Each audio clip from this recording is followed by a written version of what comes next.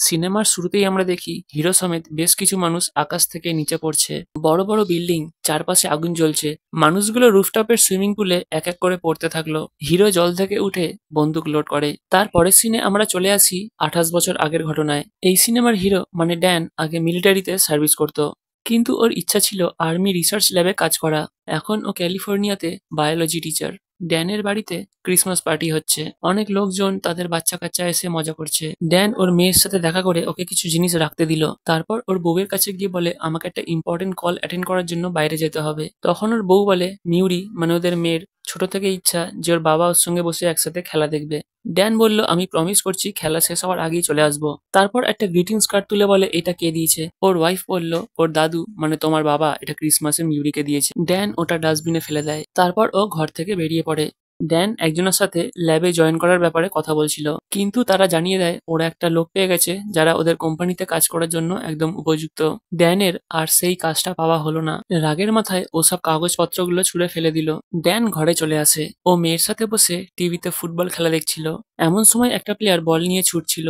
সবাই তখন ওকেই দেখছে। আর তখনই টিভি স্ক্রিনে প্রবলেম করে। সরাসরি স্টেডিয়ামে দেখায় খেলার মাঠের মাঝখানে আলোর ছটা তৈরি হচ্ছে। বেশ কিছু অস্ত্রধারী লোক সেখান থেকে বেরিয়ে আসে। স্টেডিয়ামে বসে থাকা দর্শকরা সবাই ভয় পেয়ে যায়। টিভি স্ক্রিন আবার স্বাভাবিক হয়ে গেল। ড্যান টিভিতে সবকিছু দেখছিল। সেই আলোর মাঝখান থেকে আরেকটা মানুষ নেমে আসে, একটা মেয়ে। মেয়েটা বলল আমরা আপনাদের 30 বছর পরের ভবিষ্যৎ থেকে এসেছি। আমাদের সাথে যুদ্ধ লেগেছে, তবে কোনো মানুষের সাথে নয়। আর আমরা সেই যুদ্ধে হেরে যাচ্ছি।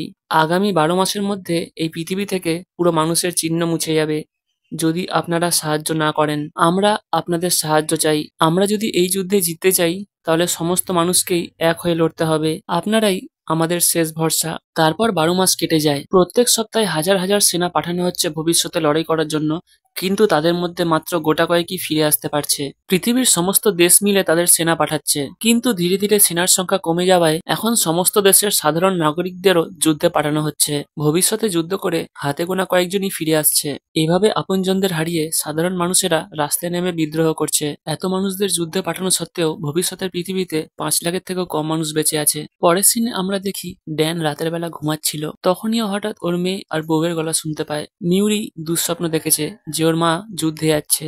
ড্যান ওর মেয়ের কাছে গিয়ে ওকে শান্ত করে। পরের দিন ড্যান স্কুলে বাচ্চাদের ক্লাস নিচ্ছিল। তখন একটা স্টুডেন্ট বলে স্যার আমাদের এইসব পড়াশোনা, স্কুল সার্টিফিকেট, ডিগ্রি কি হবে? সেই তো ভবিষ্যতে আমাদের যুদ্ধ করতেই যেতে হবে। ড্যান বলল সেই সব 30 বছর পরের কথা। আরেকটা স্টুডেন্ট বলল স্যার সেই তো আমরা সবাই মারাই যাব। এলিয়েনরা আমাদের কাউকে ছাড়বে না, সবাইকে মেরে ফেলবে। ড্যান বলল এই সময় সব থেকে জরুরি হচ্ছে সায়েন্টিস্টদের। সায়েন্সই একমাত্র আমাদের বাঁচাতে পারে। আমাদের চিন্তা ভাবনা করাটা চালিয়ে যেতে হবে। তখনই ড্যানের ফোনে এমার্জেন্সি অ্যালার্ট আসে। অফিসে তার কাগজপত্র নিয়ে দেখা করার জন্য একটা বড় অফিসের সামনে লোকজনরা জমায়েত হয়েছে। দুজন মহিলা অফিসার ড্যানের কাছে পরিচয় প্রমাণপত্র চাইছিল।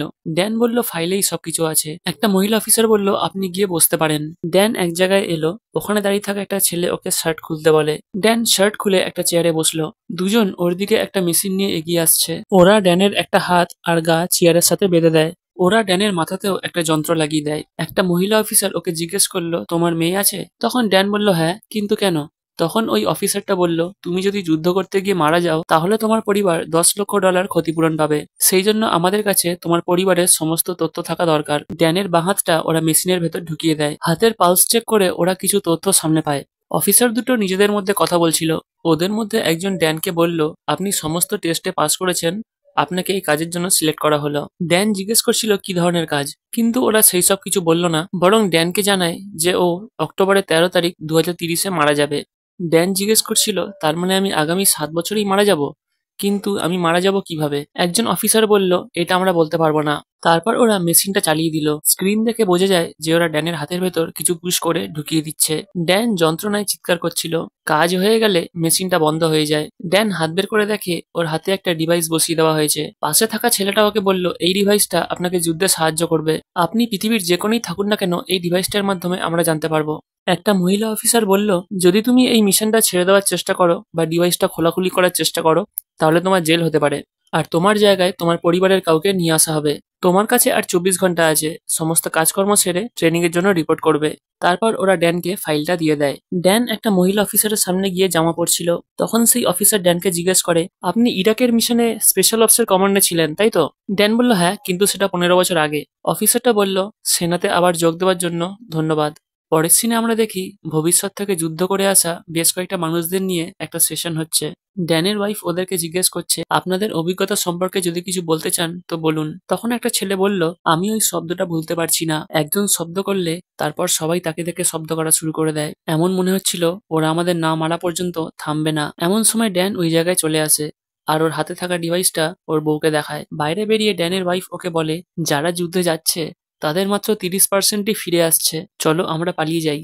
কিন্তু ড্যান বলল, না, সরকারের থেকে আমরা পালাতে পারবো না। তখন ওর বউ বলে, তুমি জানো কে পালিয়েছিল?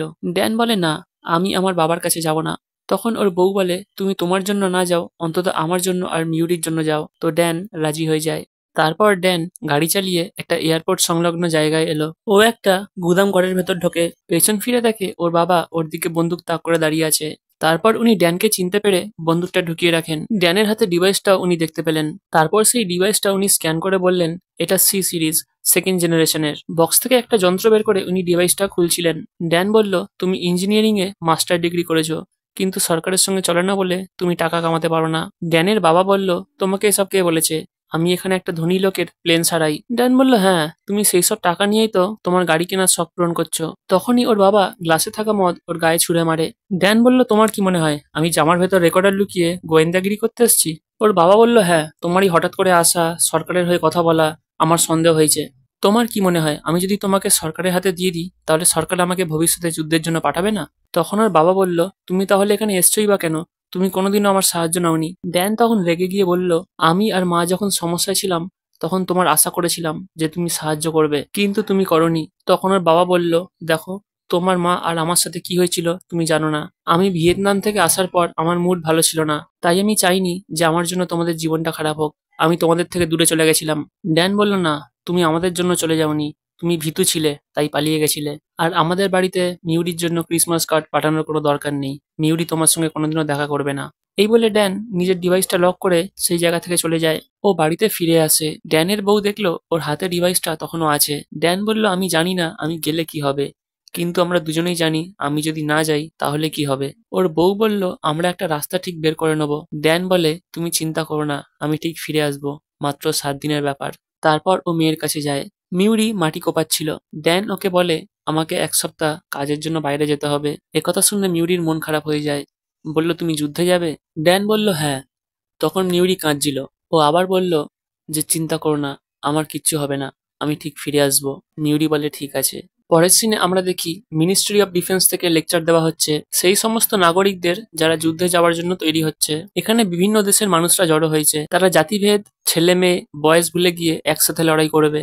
আজ ওদের লড়াইটা নিজের দেশের জন্য নয়, নিজের পৃথিবীর জন্য। ড্যান ওর মেয়েকে জড়িয়ে ধরে বিদায় নিল।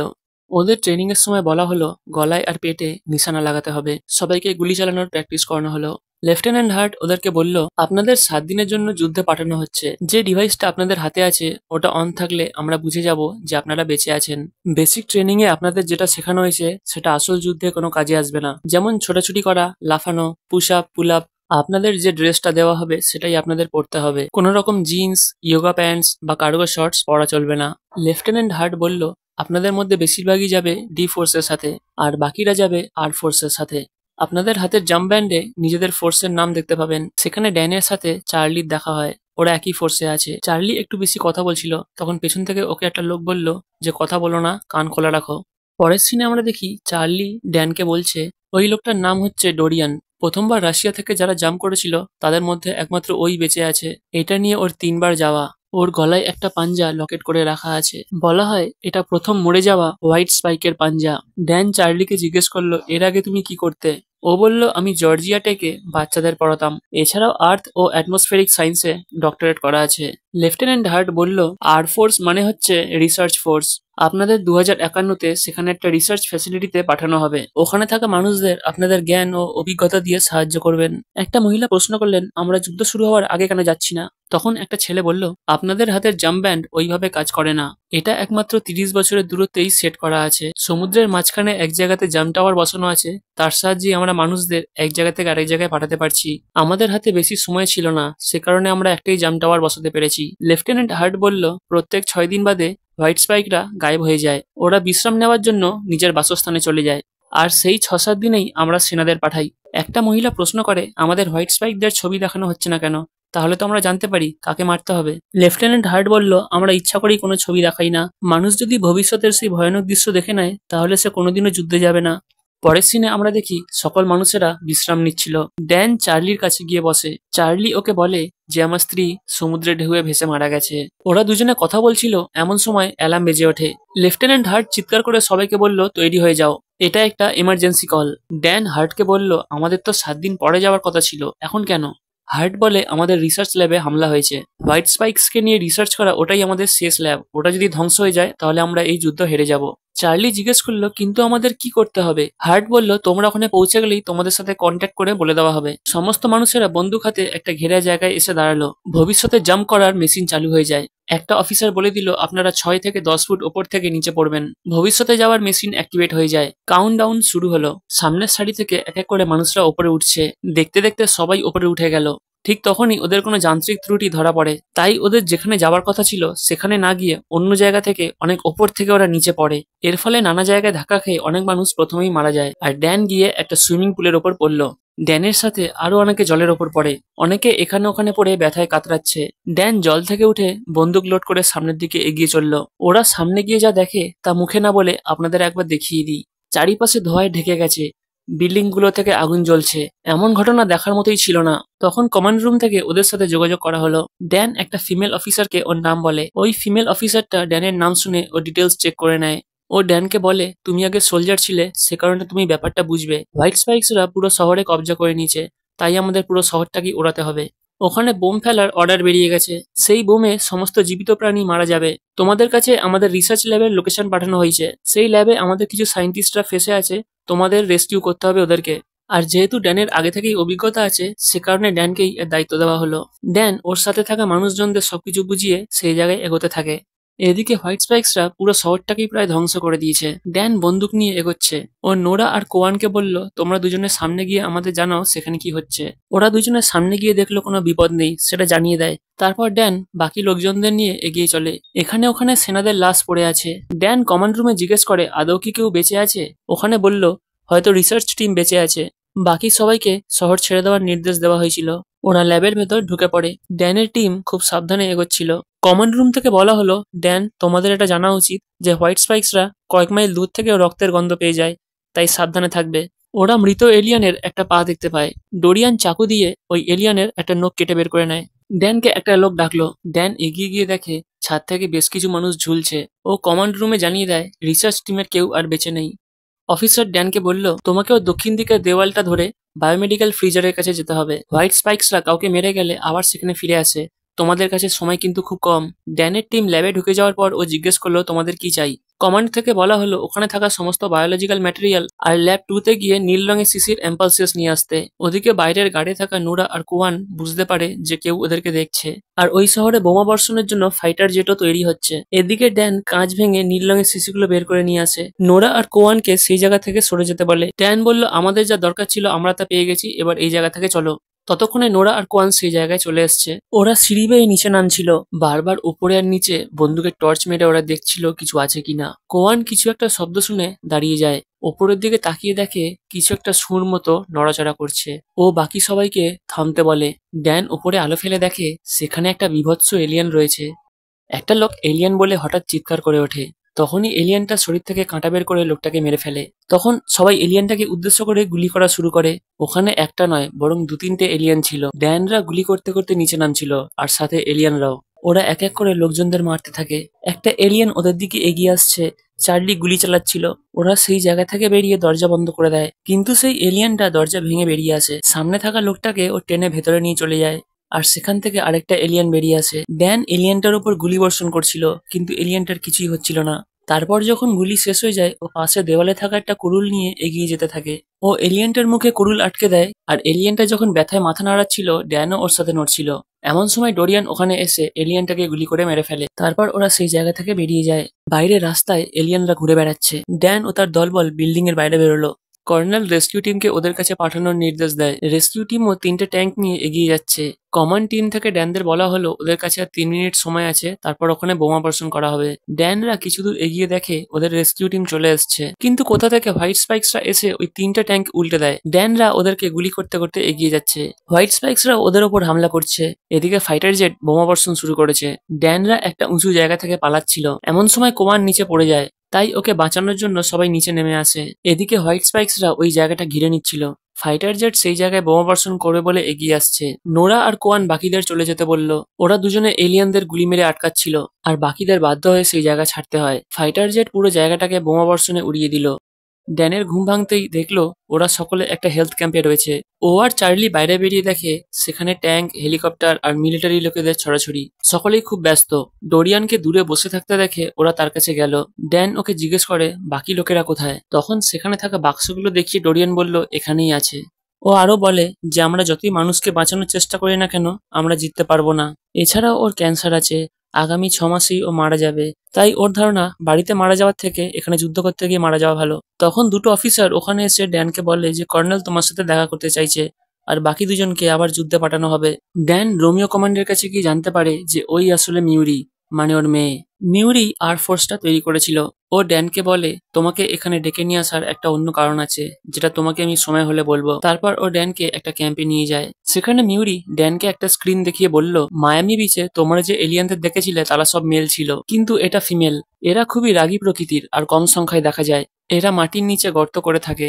বিষ প্রয়োগের ফলে মেল তো মারা যাচ্ছে, কিন্তু ফিমেলের কিছু হচ্ছে না। ড্যান মিউরিকে বলে তাহলে কি তুমি এটাই জানতে চাইছো যে ওই বিষটা ফিমেলকে মারতে পারলো না কেন? মিউরি বলে হ্যাঁ, তাহলেই আমরা জানতে পারবো যে ওদেরকে কি করে মারতে হয়। মিউরি ও টিমকে সবকিছু বুঝিয়ে রওনা দিল ওই ফিমেল এলিয়ানটাকে নিয়ে আসতে। ওপর থেকে ওরা দেখলো নিচে হোয়াইট স্পাইক্সরা ঘুরে বেড়াচ্ছে। ড্যান বলল এরা তো সব জায়গায় ছড়িয়ে পড়েছে। মিউরি বলল হ্যাঁ, এরা আগে এখানেই ছিল। সমস্ত রেডার, স্যাটেলাইট ইমেজ থেকে এরা কি করে বেঁচে চলে এসছে। প্রথমে রাশিয়াকে খতম করেছে, তারপর দক্ষিণ আমেরিকা, এশিয়া, ইউরোপ, এভাবে ধীরে ধীরে মানুষকে খতম করছে। মাত্র 3 বছরেই এদের সংখ্যা এত বেড়ে গেছে। এরা খুব ক্ষুধার্ত, আর আমরাই এদের খাবার। মিউরিরা সেই ফিমেল এলিয়ানটা ডেরায় এসে পৌঁছায়। মিউরি জিজ্ঞেস করলো ফিমেল এলিয়ানটাকে কি অজ্ঞান করা গেছে। নিচ থেকে বলল ফার্স্ট টিম ওকে ঘিরে নিয়েছে, তাও ও খুব শক্তিশালী, আমাদের আরো সাহায্য লাগবে। ওরা সেই গুহাটায় এক এক করে নামতে লাগলো। নিচের সবাই দড়ি ধরে এলিয়ানটাকে বাইরে বের করার চেষ্টা করছে। হঠাৎ ও নিজে থেকেই বাইরে বেরিয়ে আসে। তারপর এক এক করে সেনাদের মারতে থাকে। মিউরি অবস্থা খারাপ বুঝে ড্যানকে ওপরে থাকতে বলে নিচে নেমে গেল। এলিয়ানটা তখনও জওয়ানদের আছাড় পাছাড় দিয়ে মারছে। মিউরি বন্দুকে শুট করে ওর লেজে দড়ি আটকে দিল। এলিয়ানটাও মিউরির দিকে তেড়ে যাচ্ছিল। এমন সময় ড্যান দেখে নিচে ফিমেল এলিয়ানটার চিৎকার শুনে বাইরে থেকে অনেক এলিয়ান ছুটে আসছে, আর তাদের মধ্যেই একটা এলিয়ান গর্তটার সামনে চলে আসছিল। ড্যান বিপদ বুঝে নিচে নেমে যায়। তারপর এলিয়ানটাকে মেরে গুহার ভেতর ঢুকে পড়ে। তারপর ড্যান আর মিউরি অনেক চেষ্টা করে এলিয়ানটাকে খাঁচায় পুরে দেয়। তারপর ওরা গর্ত ফুঁড়ে এলিয়ানটাকে ওপরে নিয়ে যায়। সেখানেও একটা হেলিকপ্টারের ওপর এলিয়ানরা হামলা করে, আর এদিক ওদিক করতে করতে হেলিকপ্টারটা ব্লাস্ট হয়ে যায়। ড্যান আর মিউরির দিকে হোয়াইট স্পাইক্সরা ছুটে আসে। ওরা দুজনেই একটা আর্মড ভেহিকেলে উঠে সেই জায়গা থেকে এলিয়ানদের গুলি মারতে মারতে চলে যায়। আর ওপর থেকে হেলিকপ্টার ফিমেল হোয়াইট স্পাইককে নিয়ে এগিয়ে যায়। ড্যানদের গাড়ি সমুদ্রের পাড়ে এসে দাঁড়ায়। গাড়ি থেকে নেমে মিউরি আকাশে একটা ফায়ার করে, আর ড্যানকে বলে আমি তোমাকে নিচে আসতে বারণ করেছিলাম, তুমি আমার মিশনটাই ফেল করে দিচ্ছিলে। ড্যান বলল তুমি বিপদে ছিলে, আমি তোমার বাবা, তোমাকে বিপদে দেখে আমি দাঁড়িয়ে থাকতে পারবো না। তখন মিউরি কাঁদতে কাঁদতে বলে তুমি মায়ের সাথে ডিভোর্স করে আমাদের ছেড়ে দিয়ে চলে গেছিলে। তারপর একদিন হসপিটাল থেকে ফোন আসে, আমরা জানতে পারলাম তোমার অ্যাক্সিডেন্ট হয়েছে। আমি হসপিটালে গেছিলাম তোমাকে দেখতে। ডাক্তাররা সব তোমাকে শক দিয়ে জাগানোর চেষ্টা করছিল, কিন্তু তুমি জাগোনি। ড্যান বলল এটা হতেই পারে না যে আমি তোমাদের ছেড়ে দেবো। মিউরি বলল আমিও এটা ভেবেছিলাম, কিন্তু তুমি আমাদের ছেড়ে চলে গেছিলে। ততক্ষণে সে জায়গায় হেলিকপ্টার চলে এসছে। ওরা হেলিকপ্টারে করে রওনা দিল। ড্যান আর মিউরিরা ওদের মেন রিসার্চ সেন্টারে এসে পৌঁছালো, যেটা সমুদ্রের মাঝখানে অবস্থিত। ওরা হেলিপ্যাডে এলিয়ানের খাঁচাটা রাখলো। ওই ফিমেল হোয়াইট স্পাইকটা ভেতরে খুব ছটফট করছে। পরের সিনে আমরা দেখি ওই হোয়াইট স্পাইকটা রিসার্চ ল্যাবে একটা শেকলে বাঁধা আছে। ড্যান সেই ল্যাবে ঢুকলো। মিউরি ড্যানকে একটা বাটন প্রেস করে এলিয়ানটাকে একটু ওপরে তুলতে বলল। মিউরি এলিয়ানটাকে প্রত্যেক ঘন্টায় 180 মিলিগ্রাম হাইড্রোমরফন দিয়ে অজ্ঞান করে রেখেছে। এই হোয়াইট স্পাইকের শরীরে বিষ কাজ তো করছে, কিন্তু ওদের শরীরে এমন কিছু আছে যেটা ওই বিষটাকে অকেজো করে দেয়। মিউরি ওটাই জানতে চাইছে যে এদের শরীরে এমন কি আছে যেটাতে বিষ কাজ করছে না। তাই ওদের কয়েকশো স্যাম্পেল নিয়ে প্রায় 1000টা টেস্ট করতে হবে। যদি ভাগ্য ভালো থাকে তাহলে কাল সকাল পর্যন্ত ওরা বিষটা তৈরি করে ফেলতে পারবে। মিউরি টেস্ট শুরু করলো। প্রথম টেস্টে 37% বন্ড হয়েছে, কিন্তু এতটাও যথেষ্ট নয়। তার পরের টেস্টে হলো 49। এভাবে মিউরি একের পর এক টেস্ট করে যাচ্ছিল। ওদিকে এলিয়ানটাও একটু নড়ে চড়ে উঠলো। ড্যান দেখলো যে কালকেই ওর ফিরে যাওয়ার দিন। ও মিউরিকে বলে, তুমি যে কাজটা করছো তোমার মা খুব গর্ববোধ করবে। এই বলে ও ল্যাব থেকে বেরিয়ে আসে। পরের দিন সকালে ড্যান এসে দেখে মিউরি তখনও ল্যাবে কাজ করছে। মিউরি বলল, আমাদের প্রায় 10,000টা টেস্ট হয়ে গেছে, কিন্তু এখনো কোনো উত্তর আসেনি। ড্যান বলে, তুমি রেস্ট নাও, আমি কাজ করছি। মিউরি রাজি হয় না। ড্যান বলল, তাহলে তুমি আমাকে এখানে ডেকেছই বা কেন? তুমি বলেছিলে আমাকে ডাকার কোনো নির্দিষ্ট কারণ আছে। মিউরি বলে, আমি যদি বিষটা তৈরি করে ফেলি তুমি সেটা বর্তমানে নিয়ে যাবে, কারণ এখানে আর বিষ তৈরি করার মতো সময় আমাদের নেই। তুমি এই স্যাম্পেলটা নিয়ে গেলে অনেক পরিমাণে বিষ তৈরি করতে পারবে, আর যুদ্ধটা শুরু হওয়ার আগেই শেষ করে ফেলবে। ড্যান বলল, এই কাজটা করার জন্য আমাকেই কেন পছন্দ করলে? মিউরি বলল, তুমি আমার বাবা, তাই আমি তোমাকেই সব থেকে বেশি বিশ্বাস করি। তো ড্যান রাজি হয়ে যায়। এমন সময় মিউরি দেখলো কম্পিউটারে 100% বন্ড শো করছে। যার রিপোর্টটা মিলেছে মিউরি ওই স্যাম্পেলটা খুঁজছিল। ড্যান খুঁজে পেয়ে ওই স্যাম্পেলটা মিউরির হাতে দেয়। এমন সময় এলিয়ানটা জেগে খুব জোরে চিৎকার করে উঠল। বাইরে গ্রিনউড দেখতে পায় যে এলিয়ানরা সুরক্ষা কবচটা ভেঙে দিয়ে আস্তে আস্তে ওদের দিকে এগিয়ে আসছে। মিউরি আর ড্যান বুঝতে পারলো যে ওরা ফিমেল হোয়াইট স্প্যাকটাকে নিতে আসছে। বাইরে ফাইটার জেট দিয়ে ওই এলিয়ানগুলোকে আটকানোর চেষ্টা করা হচ্ছে। মিউরি ড্যানকে বলে, তোমাকে যাই হোক করে এই বিষটা নিয়ে ফিরে যেতেই হবে। ওরা হেলিকপ্টারে করে সেই জায়গা থেকে চলে যাবে। এদিকে গ্রিনউড গুলি মেরে এলিয়ানদের আটকানোর চেষ্টা করছে। প্রচুর পরিমাণে হোয়াইট স্পাইকস সেই জায়গাটাকে ঘিরে ফেলছে। ড্যান আর মিউরি হেলিকপ্টার ধরার জন্য ওপরে উঠছিল, আর অন্যদিকে বেশ কিছু এলিয়ান ওই ল্যাবে ঢুকে ফিমেল হোয়াইট স্প্যাকটাকে ছাড়িয়ে নেয়, আর সেও মুক্ত হয়ে ল্যাবের বাইরে বেরিয়ে আসে। ড্যান আর মিউরি খুব সাবধানে এগোচ্ছিল। বর্তমানে ফিরে যাওয়ার জন্য আর বেশি সময় বাকি নেই। ওই সময়টুকু ড্যানকে সুরক্ষিত থাকতে হবে। ড্যান আর মিউরিকে হোয়াইট স্পাইকরা ঘিরে নিয়েছে। ওরা যাই হোক করে ওদেরকে গুলি মেরে বেরিয়ে আসে। তারপর হেলিকপ্টারের সামনে যাওয়ার পথেই মিউরিকে ওই ফিমেল হোয়াইট স্প্যাকটা কাঁটা দিয়ে মেরে ফেলে দেয়। ড্যান মিউরির কাছে এসে দেখে ওই হেলিকপ্টারটাকেও এলিয়ানরা ঘিরে নিয়েছে, তাই সে অন্য জায়গায় উড়ে যাচ্ছে। ড্যান মিউরিকে ধরে ধরে একটা ব্রিজ পার করছিল। এমন সময় একটা জ্বলন্ত ক্রুজ বোট এসে ওখানে ধাক্কা মারে। তার ফলে সমস্ত রিসার্চ সেন্টারটাই একটা ধ্বংসস্তূপে পরিণত হয়, আর হেলিকপ্টারগুলো জলে পড়ে যায়। মিউরি দাঁড়িয়ে থাকতে পারছিল না। সে এক জায়গায় গিয়ে বসে পড়ে। ড্যান ওকে তোলার চেষ্টা করলো, কিন্তু মিউরি উঠতে পারলো না। ওর পেট থেকে রক্ত বেরোচ্ছে। মিউরি ওর বাবা মানে ড্যানের কাছে ক্ষমা চায়। বলল, আমাকে ক্ষমা করে দিও, আমি তোমাকে রাগের মাথায় অনেক খারাপ খারাপ কথা বলেছি। ড্যান জাম্প ব্যান্ডে দেখে ওর হাতে সময় কম। মিউরি পকেট থেকে সিসিটা বের করে ওর হাতে দেয়। এমন সময় ওই জায়গায় ফিমেল হোয়াইট স্প্যাকটা চলে আসে। ও দুজনকে মারতে আসছিল। এমন সময় ব্রিজের একটা অংশ ভেঙে মিউরি আর ফিমেল হোয়াইট স্প্যাকটা নিচে ঝুলে যায়। ড্যান মিউরির হাত ধরে ফেলে, কিন্তু বেশিক্ষণ ধরে রাখতে পারলো না। হোয়াইট স্পাইকটা মিউরিকে টেনে নিচে ফেলে দেয়। ড্যানও লাফ মেরে মিউরিকে বাঁচাতে গেল, কিন্তু ওর টাইম শেষ। ও বর্তমানে ফিরে যায়। ড্যানের যখন জ্ঞান ফেরে তখন ও লেফটেন্যান্ট হার্টকে ওই সিসিটা দেখিয়ে বলে যে এটা প্রচুর পরিমাণে বানিয়ে ভবিষ্যতে পাঠিয়ে দিতে, তাহলে সব এলিয়ান মারা যাবে। লেফটেন্যান্ট হার্ট বলল, ভবিষ্যতের সঙ্গে আমাদের আর কোনো যোগাযোগ নেই, জাম্প লিঙ্ক ভেঙে গেছে, আমরা যুদ্ধটা হেরে গেছি, বলে সে ওই জায়গা থেকে চলে যায়। ড্যান দেখলো ওর পাশে চার্লি শুয়ে আছে। ও লুকিয়ে পড়েছিল। বাড়ি ফিরে ড্যান ওর মেয়েকে জড়িয়ে ধরে। রাতের বেলায় ড্যান ওর স্ত্রীকে সবকিছু বলে যে ভবিষ্যতে ও মিউরির সঙ্গে দেখা করেছে। ওরা দুজন মিলেই বিষ তৈরি করেছিল যেটা এলিয়ানকে মারতে পারবে। ড্যান বলল, আমার কাছে বিষ তো আছে, কিন্তু সেটা প্রয়োগ করব কি করে কিছুই বুঝতে পারছি না। তখন ওর স্ত্রী বলে, এলিয়ানদের স্পেসশিপ এই পৃথিবীতে আসার আগে যদি আমরা সেই বিষটা নিয়ে তৈরি থাকি তাহলে? ড্যান বলল, ওদের স্পেসশিপের ছবি কোনো স্যাটেলাইটে ধরা পড়েনি। তখন ওর স্ত্রী বলে, হয়তো এলিয়ানরা যে বছর হামলা করেছিল তার আগেই পৃথিবীতে চলে এসছে।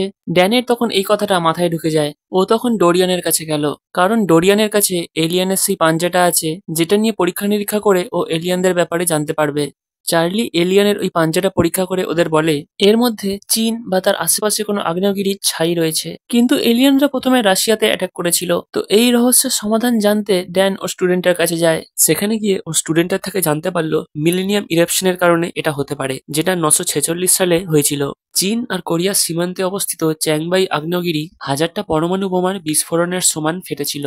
তার ধোঁয়ার ফলে অর্ধেক পৃথিবী ঢেকে গেছিল, আর সে কারণেই হয়তো রাশিয়ার কিছুটা অংশে এর ছাই পড়েছে। ওরা ল্যাপটপের প্রজেকশন দেখে অনুমান করে এলিয়ানরা 1000 বছর আগে এখানে এসে বরফের নিচে চাপা ছিল। তারপর যখন পুরোপুরি বরফ গলে যায় ওরা মাটির ওপর উঠে এসে হামলা করে।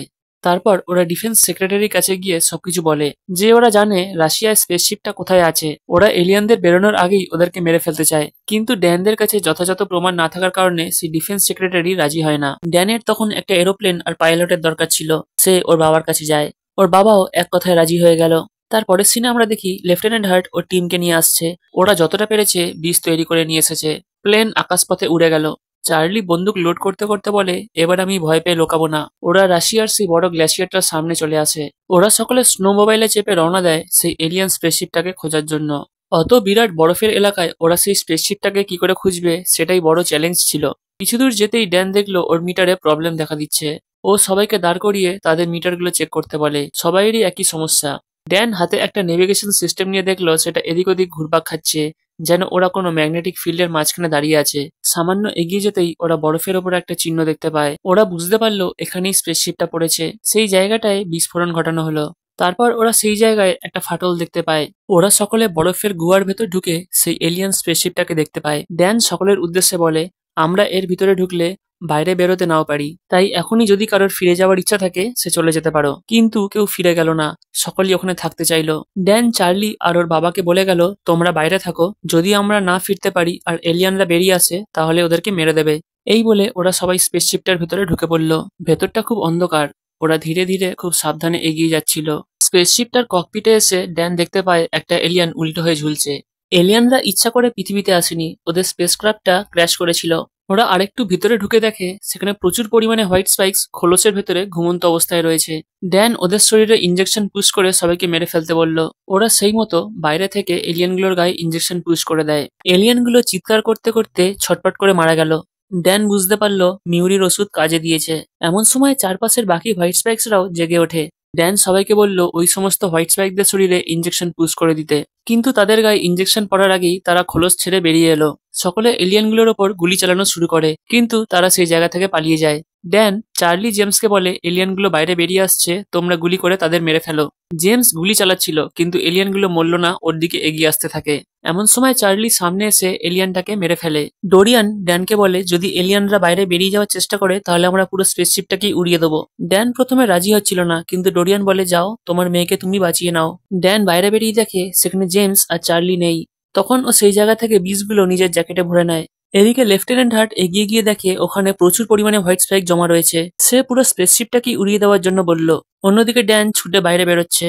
ডোরিয়ান বাটন মেরে স্পেসশিপটাকে উড়িয়ে দিল। বাইরে মারাত্মক বিস্ফোরণের ফলে ড্যান ছিটকে পড়ে। তারপর সামনে এগিয়ে ওর বাবার কাছে জানতে পারলো যে একটা এলিয়ান মারা গেছে আর একটা পালিয়ে গেছে। ড্যান বলে যে পালিয়ে গেছে সে ফিমেল এলিয়ান, খুবই বিপদ। ড্যান আর ওর বাবা স্নো মোবাইলে করে এলিয়ানটাকে খুঁজতে বেরোয়। ওরা দুজনে আলাদা পথে চলে যায়। ড্যান এলিয়ানটার পায়ের ছাপ দেখে এগোতে থাকে। ও অনেকটা দূরে হোয়াইট স্পাইকটাকে দেখতে পায়। এদিকে ওই হোয়াইট স্পাইকটাও দূর থেকে একটা কালো জ্যাকেট দেখতে পেল। সে ছুটে ওইদিকে এগোচ্ছিল। ড্যান ওর বাবাকে সাবধান করে যে হোয়াইট স্পাইকটা তোমার দিকে এগোচ্ছে। এদিকে হোয়াইট স্পাইকটাও ছুটে এসে ওই জ্যাকেটটা মুখে করে নাড়িয়ে চাড়িয়ে দেখে সেখানে কেউ নেই। আসলে এটা জেমসের একটা চাল ছিল। সে দূর থেকে এলিয়ানটাকে গুলি মারতে শুরু করে।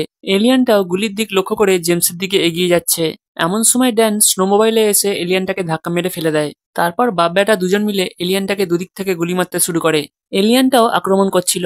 গুলি খেতে খেতে এলিয়ানটা বরফের ধোঁয়ায় কোথায় অদৃশ্য হয়ে গেল। ড্যান আর জেমস পিঠোপিঠি হয়ে ওকে খুঁজছে। এমন সময় এলিয়ানটা কোথা থেকে এসে ওদের দুজনকে ধাক্কা মেরে ছুঁড়ে ফেলে দেয়। এলিয়ানটা ড্যানের দিকে এগিয়ে আসছিল। ড্যান ওর হাতে থাকা কাঁটা নিয়ে এলিয়ানটার মুখে ঢুকিয়ে ওর একটা চোখ গেলে দেয়। তারপরে ওর বাবা এসে অন্য একটা চোখে আঘাত করে। ও যন্ত্রণায় ছটফট করতে করতে এদিক ওদিক স্পাইক্স ছুটছিল। এমন সময় ড্যান ওর হাতে একটা বিষ ইনজেক্ট করে দেয়। ওর হাত থেকে বিষটা সারা শরীরে ছড়িয়ে পড়ছিল। এমন সময় এলিয়ানটা ওর হাতটা কামড়ে বাদ দেয়। ড্যান হতাশ হয়ে বসে পড়ে। এলিয়ানটা ওর দিকে এগিয়ে আসছিল। ড্যানের পেছন দিকে যাওয়ার জায়গা নেই, নিচে বড় খাদ। এমন সময় ওর বাবা হাত কেটে রক্ত বের করে এলিয়ানটাকে ডাকে। রক্তের গন্ধ পেয়ে এলিয়ানটা জেমসের দিকে এগোচ্ছিল। এমন সময় ড্যান ছুটে এসে এলিয়ানটার কাঁধে উঠে ওর নলি কেটে দেয়। এলিয়ানটাও ব্যথায় ছটফট করছিল। তারপর ড্যান ওর জ্যাকেট থেকে টক্সিনটা বের করে এলিয়ানের মুখে ঢুকিয়ে দেয়। ওর সারা শরীরে বিষ ছড়িয়ে পড়ছিল। ড্যান একটা লাথি মেরে হোয়াইট স্প্যাকটাকে নিচে ফেলে দেয়। আর সেও পাথরের গায়ে ধাক্কা খেতে খেতে ফেঁচকে গেল। ড্যান ক্লান্ত হয়ে ওর বাবার কাছে শুয়ে পড়ে। সেই জায়গায় চার্লিও এসে গেল। সব শেষে আমরা দেখি ড্যান ওর বাবাকে বাড়িতে নিয়ে যায় আর ওর মেয়ের সাথে পরিচয় করিয়ে দেয়। আর এখানেই সিনেমাটা শেষ হলো।